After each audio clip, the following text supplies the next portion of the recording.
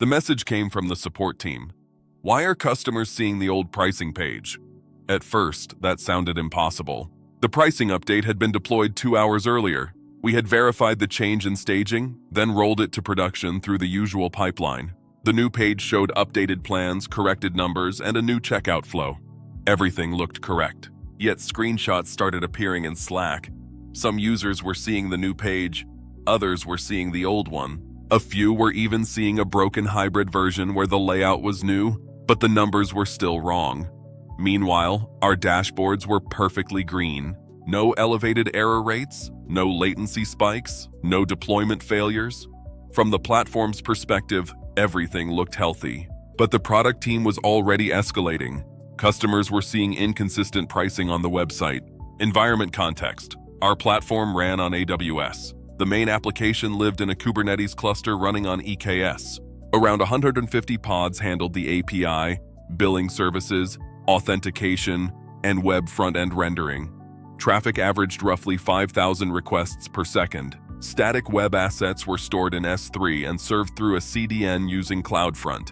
The front end was a React application built in CI and uploaded as versioned files. Every deployment generated a new build folder containing hashed asset names for JavaScript bundles and CSS files. CloudFront distributed those assets globally with aggressive caching to improve performance.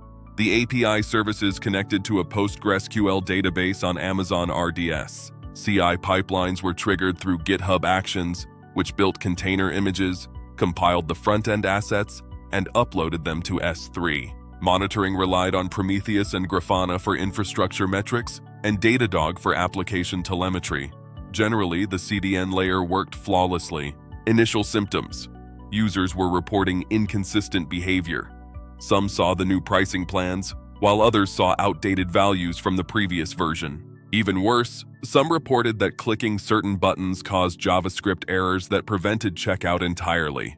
The front-end team tested the site themselves. On some refreshes, the page looked correct. On others, it reverted to the old layout. Meanwhile, our API endpoints were returning correct data. The back-end pricing logic had already been updated. The issue appeared isolated to the front end, but redeploying the application did nothing. Even after pushing another build, some users still saw old versions. What made it confusing was that the CDN cache hit rate looked perfectly normal. Investigation and escalation. The first theory was a browser caching issue. Engineers tested with hard refreshes and private browsing sessions. The problem persisted. Next, we suspected a deployment artifact mismatch. Perhaps the CI pipeline uploaded incomplete files. We checked the S3 bucket. All expected assets were present and correctly versioned. Then, someone looked more closely at the CDN responses. CloudFront headers showed cache hits for several of the JavaScript bundles. Those bundles were from the previous deployment, but the HTML file being served was from the new deployment. This meant the browser was loading a new page that referenced new JS files, while the CDN still served old assets. In other words, the front-end code was partially updated. Some components were new, others were old. That explained the strange hybrid behavior. Root cause. The root cause was a cache configuration oversight in the CDN distribution. Our deployment pipeline used unique hashed file names.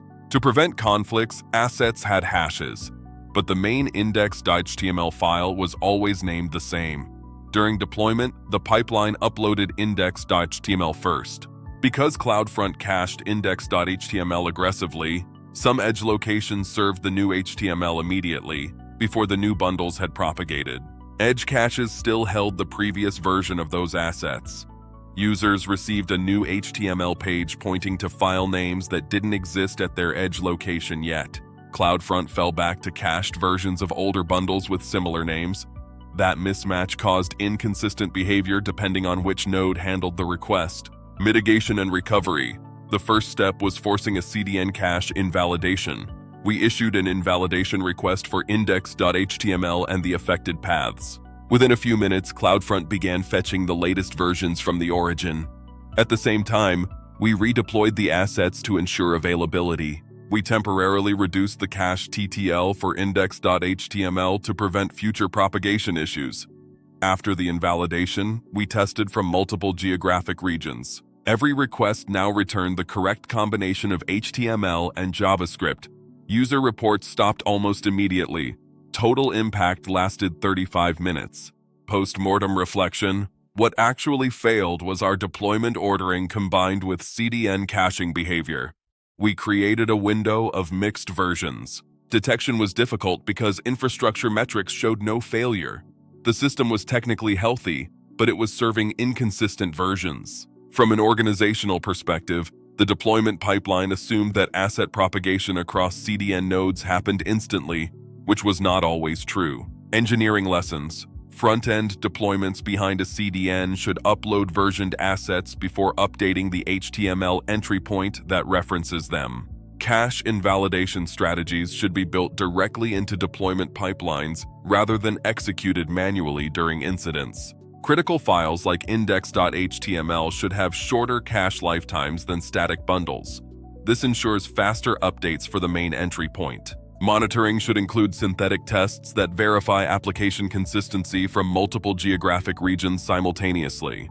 Finally, CDN caching can introduce subtle failure modes where systems appear healthy while users experience inconsistent behavior. That day reminded us that sometimes the fastest layer in your architecture can quietly serve the wrong thing everywhere. Always verify, always automate, and never assume instant propagation.